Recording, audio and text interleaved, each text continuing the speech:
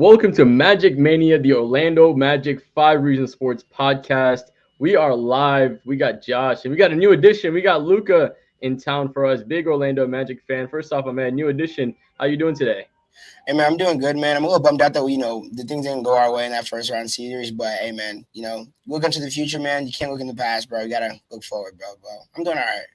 Absolutely, absolutely. And Josh, of course, making it back again. We got you again. Second show we out here live. We actually have a name this time for the podcast, so that's always nice. Josh, how you doing, my man? Doing good, man. Doing good. Happy to be here. Beautiful, beautiful. Obviously, if you guys see the title, we're going to be just going over the series, for the Orlando Magic. Obviously, making it to Game 7 in the first round. This was actually the furthest they've made it since 2011.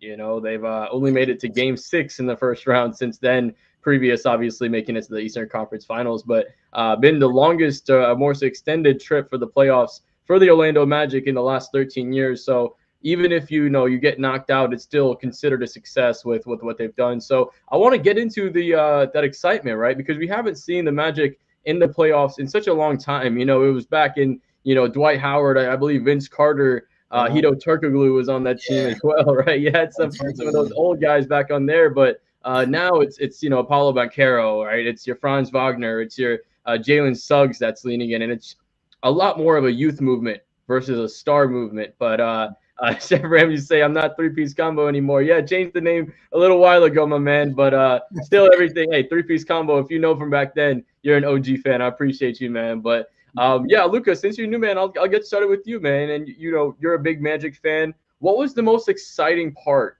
of watching the playoffs for this young group for you? For me personally, man, it was just seeing them like they're willing to compete, bro. You could just tell like, those boys wanted to be there, bro. You could tell that all season long they had played those 82 games.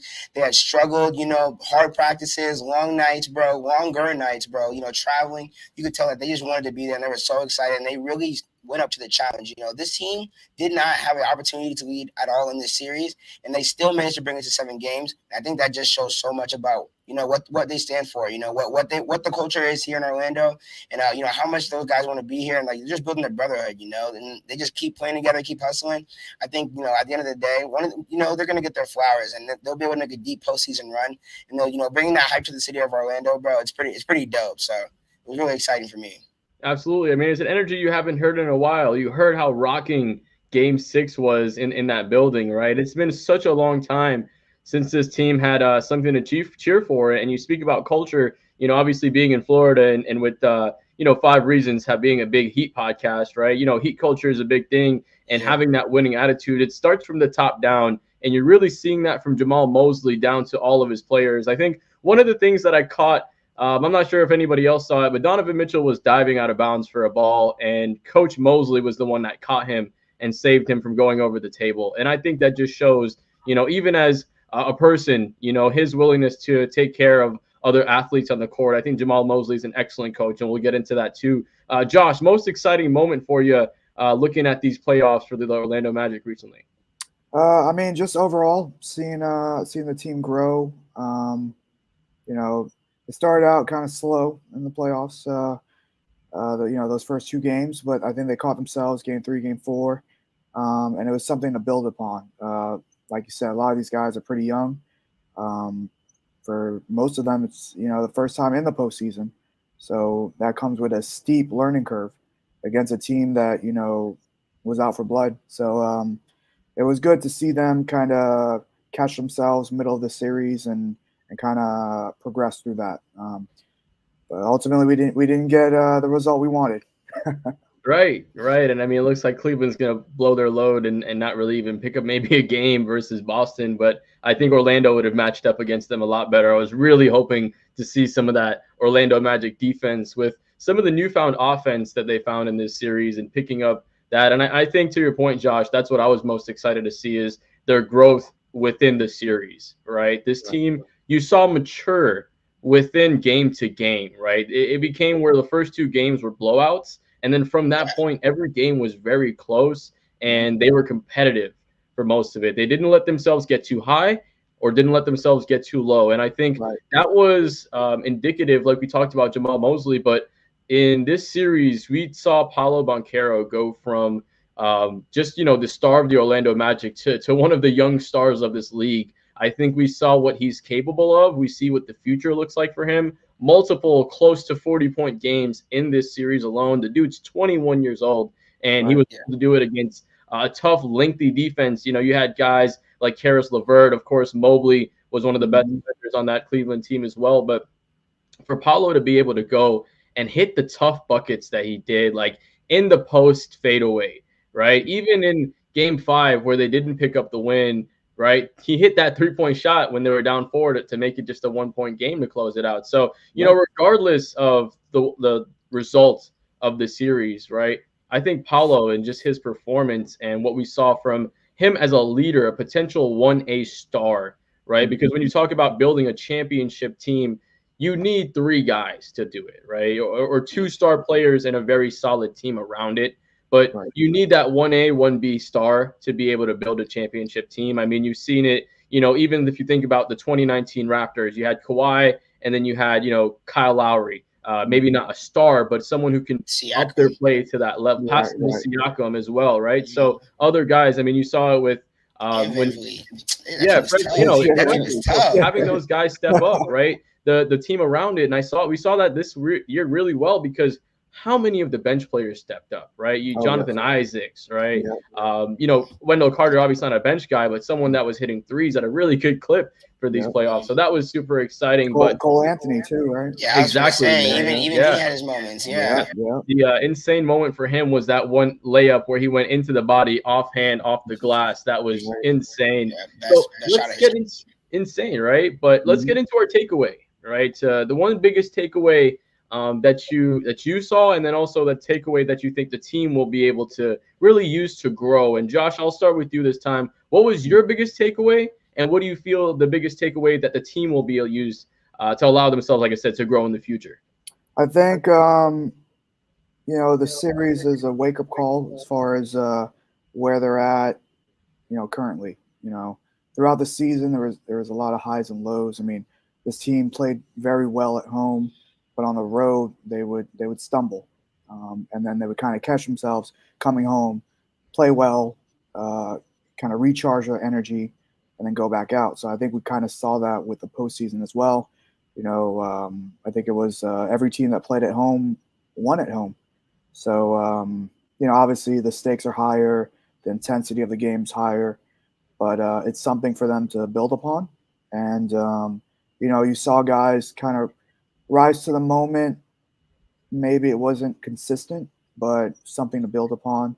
And also credit to Coach Mosley. I mean, he tried to guide guys the best he could. Throughout the season, you were hearing guys saying how much they loved playing for him. It was a great culture for the club. Even going to the post-game conferences, guys were like, "Hey, we love playing for Coach Mosley. We love playing for the guy next to us." It seemed like a good camaraderie. So I think going forward, that's it always helps when the team gets along, right? So I think we saw that, and it's something they can build upon for next season. Absolutely. Like you said, the connectivity they have. I mean, I believe Coach Mosley was second in Coach of the Year voting this year, right? He was just away from getting that. And hey, I wouldn't be surprised if he doesn't get it between the next year or two, right? With the growth of this team, they're looking at potentially a top 4, top 3 seed with home court, right? And like you mentioned, Josh, the home team won every series or won every game this series. So if they had the home court, because they are a young team, they're a little bit more, you have that emotionalness to them, right? They're going to feed off of the emotion. They're going to feed off the energy a little bit more. But once they mature a little bit more, just as a group, right? This is still such a young team. Once they mature a little bit more, you'll start to see that killer instinct come in, even on the road, right? Being able to use the silence of a opponent crowd is something that's very loud in a way, right? Like when you can make an opponent arena very quiet, it's a very loud and deafening situation for that team. It's a statement, right? It's a statement. It's exactly. So, Luca, on that side of things, what was your, big takeaway, and what do you feel? I think Josh had a great point. So if maybe you have something to build off that, major takeaway that this team will be able to use going forward. Absolutely. I think one thing is a key point that you mentioned about how young they are. Despite that their youth, they have already overcame adversity so many times so early in their career, especially in this playoff setting. Because it's not like they're going against someone who's not established. They're going against, Donovan Mitchell, bro. Like, this is a lot for a lot of these guys. This is probably, some of the highest caliber basketball. Well, not some of actually. It is the highest caliber basketball they've ever played in their career. And to come off your first series and play a scoring like Donovan Mitchell, who is right now on a tear right now. He had 50 points in one of the games. He's playing great basketball at the moment. So I think this is really good for them to show that even though they feel like they can be out, because like I said, they never let out any point in this whole series. So they were the entire time they were fighting an uphill battle, clawing back, and they were together, and that's why the connectivity is so important for them too. So I think it's just that they've already overcame so much adversity. They've already had to fight from behind. I think this is just going to make them and just push them to be a better team. Because imagine whenever they have the lead. Imagine whenever how good they can play. Whenever they're in a really comfortable position, they know that they can control the game and play the way that they want to play. Like you said, the silence of another team is deafening. Because they are so youthful, that's something that they're going to use to their ability. That's something that's definitely going to fuel them in later playoff series and just getting into the playoffs, just continuing to get into the playoffs. And I think it's something that is going to be something to look out for in the East, because the East is the entire NBA is shifting, man. The East is shifting a lot too. And this year, although it wasn't as high competition with the West, it was still fairly competitive among the seeding. Like the Bucks dropped to the 4th seed, on the last day of the NBA season. Knicks jumped to 2nd. So it really is anybody's league, and I think the Magic could be Nets.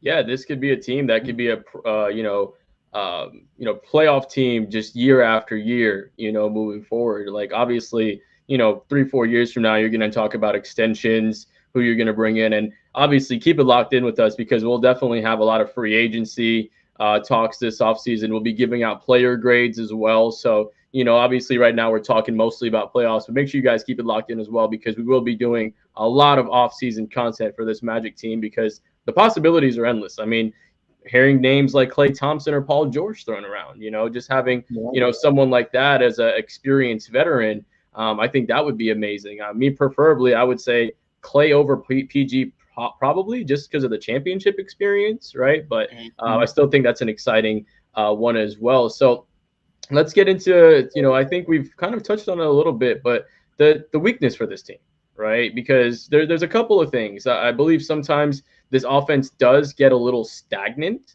right? They tend to become way too iso ball heavy, like they got the late lighter like Lil Wayne. Way too iso ball heavy, and it's something to where when you move the ball, the energy moves with the ball too, right? So when you keep that ball moving, you keep the defense shifting, you keep their having to guess who it comes from. That's when this team is been at its best, right? When you have 4 or 5 guys in double digits, not just, and credit to Paulo, but when he scored, it's not necessarily equating to win. Same thing as Donovan Mitchell, right? He ended up scoring 50 points. They didn't get the win. So you want to be able to bring a team that's allowed to, able to move the ball. And then, Luca, I like your point with, controlling tempo with teams, whether you're up or down on a team, just being able to control how fast or how slow you want to play, right? Of course, when you're younger, you're athletic, you want to get out, you want to run, right? You watch AAU ball, that's what they do. They trap you, they get you going and run.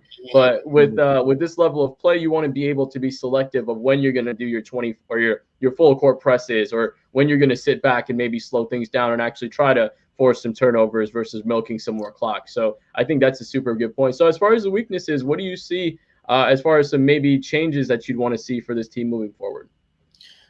I think personally, like you said, I think, from being honest, you hit it right on the head. And it's kind of like one of the big, red flags about this team that's going around all social media. The lack of the lack of ability to shoot the ball, and then how stagnant the half court offense gets, especially whenever Paulo is getting denied the ball. It's a really glaring thing. If you just look at the numbers for this team, they didn't have a single player on the entire team shoot over 40% from the three. Not one player on the entire roster. And that's just something that's gonna, you can't really make a run in the championship like that. especially not in this day and age of the NBA, man, where players are just absolutely so skilled. Everybody's shooting from the parking lot. Everyone's able to get to their spot and create a shot. Like seriously, bro, like it's insane right now. So I think you really do need to develop that shooting element, and you need the ability to space the floor. And it doesn't even have to be from a guard position. It could literally be from the five position, especially now. Like you look at Chris Stapps and what he's doing for Boston on the offensive end. Obviously, defensive end is the main thing, but what he does on the offensive end, and able to spread it, it's really good. So and like you said, the stack, how just slow the offense can get in that half court setting. There's multiple times you see in the series, like it really struggle whenever Paolo doesn't have the ball sometimes to create a shot. Obviously, you have Franz every once in a while too. But it's just difficult, especially whenever you're playing at a high level. To win a championship, to compete, you're gonna come against teams that are gonna have defensive capabilities on all positions of the ball. It's just gonna be difficult. You look at the Minnesota Timberwolves and what they're doing to the Nuggets right now. They have them in straight jackets. They are literally boxed. It's embarrassing right now. So when you get to play these high level teams, these are the problems you're gonna face. So you need to overcome that. I mean, they honestly go hand in hand. If you have that shooter, who can space the floor from anywhere, the offense is no longer stagnant. He creates that ability, a cut for someone or even just an opportunity for himself. Obviously, it goes back and forth. It just really is just the ability to shoot the ball. To be honest, I think that's like the main thing.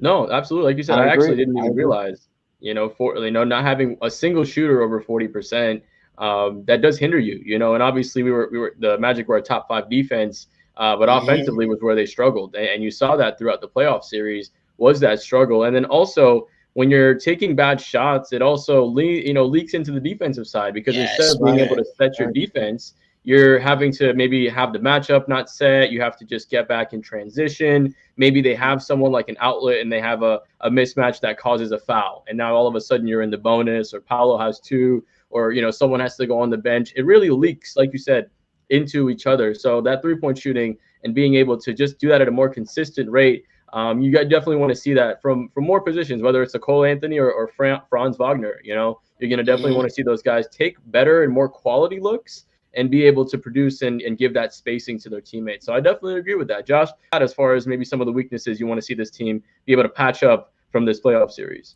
I think you guys hit it on the head. Better offense ultimately. As hard as that sounds, right? Better offense. Better offense, right? Yeah. I mean, it's what we saw. So, yeah, that's pretty much my take too. Yeah, no, for sure. And I think that's a big part of it too, because also this team is so young. Just having the understanding and drafting these players, having them coming in, you were still building your roster, right? Now I think at this point, for the most part, you kind of know where your core is going to look like. So you'll see a lot more fluidity between, and you even saw it at times in the playoffs, right? Guys, one guy was cutting, someone thinks that they're just going to stay out, the ball floats out of bounds just off of a bad pass, So, Josh, I'll let you kind of start on this one, because I know you were able to, go to a lot of the games, have some in-person, experience with Jamal Mosley, and here's some of his thoughts, and also just some of the things the players had to say, because I feel like, he's so respected by the Orlando Magic, not just in the front office, but by all of his players, right? Not just as a coach, but almost as an equal, right? Like a big brother type, because he is a younger coach too. He's not really like an older coach. He's kind of younger. So what do you feel like, how would you grade Jamal Mosley for his, first playoff experience with this crew? I give him a B+. And the reason why is because, those first 2 games were rough for the Magic, right? They're getting blown out, but going into the series, I thought that was going to happen. Like we know, they're a young squad. For some of them, this is the first taste of the postseason. So how would they? And they're on the road. How would they deal with that adversary? So it's one of those things where you look to your coach to what adjustments do we need to make? You listen to your coach and all that. So game 3, game 4, at home, you see a different team completely. I mean, they're making their shots. They're up 15-20. So I think he kind of helps right the ship. And for that, I give him credit. And, they took it to 7 games. That's the most you can do, right? So I think also on top of that, just throughout the season, seeing how he's interacting with the players, they really respect him. So I think that has to count for something. And I think that's something they can build on for next season. He's leading them in the right direction. So. Absolutely. I think this is a coach that you can see, you probably will see, if someone doesn't try to poach him in Orlando for the next, 4, 6, 8 years, potentially, Yeah. right? This guy has all the makings of a really good long-term coach. I think, one of the things that I want to see a little bit better is maybe just some of the out of bounds plays, off of a timeout, right? Obviously in Miami, spoiled with Eric Spoelstra, getting to see some beautiful out of bounds plays, right? But I think that's part of it too. Sometimes I'll see, them come in off of a timeout and then not execute a play as well as they should. Yeah. And obviously the block from Franz by Mobley, me and Josh, we talked about, having Paulo open for that three and him having, 36 points at that point of the game and having the hot hand being the one that kind of kept them getting back into it. Me and Josh kind of agreed like, hey, it's tough, but maybe making that pass to Paulo in the hot hand, is something like you want your best player to touch the ball in a game-winning situation. And for Paulo, to just be a decoy at that point, I understand, but he's just so hot. That one play literally could have been them up 3-2, coming back home to Orlando and securing it in Game 6. So really it's just one or two plays in the series that makes this just such a close game as well. So. Luca, as far as Coach Mosley, what would you feel like you'd grade him for his first playoff experience here with the Magic?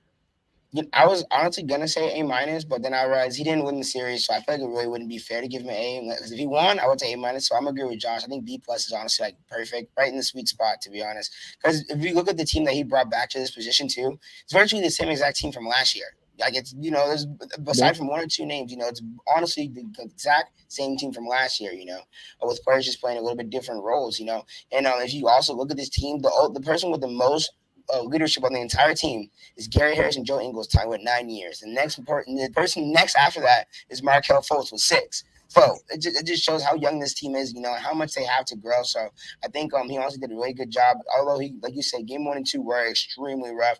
And on top of that, even though they did end up winning the game, I really do think that you have to make a better adjustment on Donovan Mitchell, scoring 50 points. That's a bit. It's a bit much, And then but then again, I'm an NBA coach. I just watch the game from the sideline. So.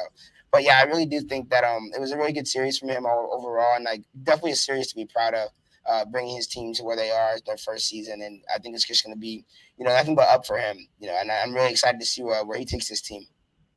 No, for sure. I think you guys are right on the money. I think B is perfect. I mean, A is like you said, Luca. I would reserve that if he had won the series. But B plus, that's right there. Obviously, like we talked about, for the Coach of the Year, that's for regular season, granted, but with the playoffs, just like you said, being able to take this young squad that's essentially the same team to this far against, like you said, a guy in Donovan Mitchell. And I'm not sure people realize this dude is a top 10 playoff scorer all time when it comes to points per game. Yeah. Right. This guy is money in the playoffs. And, you put him with Murray, man. Yeah. It's beautiful basketball, man. We're seeing some of these young guys. I know Josh was rocking the Anthony Edwards shirt not too long ago because, man, he's doing something to those Wolves or with those Wolves to those Nuggets. He's putting them, like you said, Luca, so beautifully eloquently put in a straitjacket, right? He's locking the boards up in the Uso penitentiary. Shout out to my wrestling. But let's get to the last topic of this today, guys. Luca, I'll let you finish up and start off with this one. Player of the series, right? Obviously, there's a pretty easy answer here, but kind of give us your player of the series and why.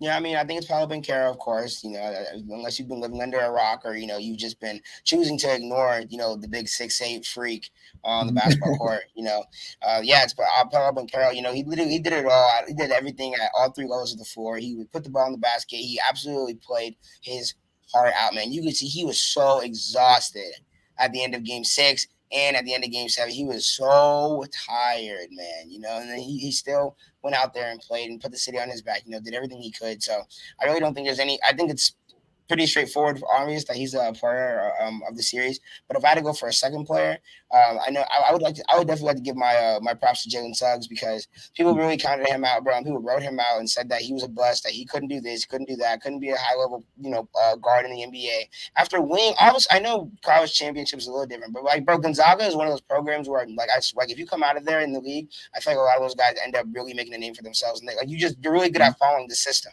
That's all they do at that school. So right. if you can get put in a system that suits you, you will show your talents and show your bright spots. So I wish we could just get a little bit more shooting production from him, but to be honest, like he did more than enough. He did everything he could to guard the best player on the team every single time, and that's exactly what you want from one of your young guys, bro. Because defense is one of those arts, bro, it's slowly fading away. But you don't see a lot of these guys going out here like, oh yeah, I'm gonna come out here and clamp this guy. Nah, bro.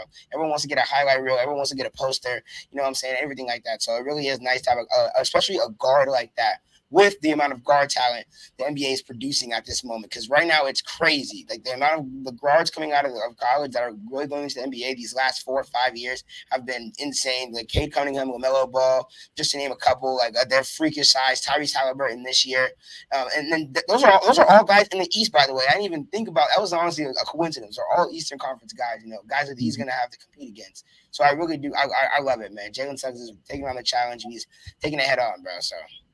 Yeah, I agree. I think he's becoming an excellent 3-and-D point guard, that also is just kind of finding his way as a playmaker. I don't think he's fully there yet when it comes to the playmaking aspect, but I think he's a great piece when it comes to building out the future of this team and trying to make them a contender. I think he's an excellent part, because you don't really necessarily need when you look at championship winning teams, usually their best player is a big, right? It's your Giannis, it's your Jovic, it's your LeBron, your Kawhi. It's usually a wing or a big, you know what I mean? Yeah. Someone who's not necessarily a guard, I should say.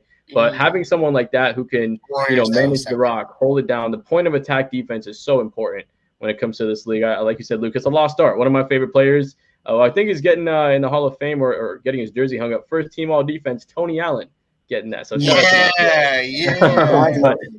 out Tony Allen, man, for real.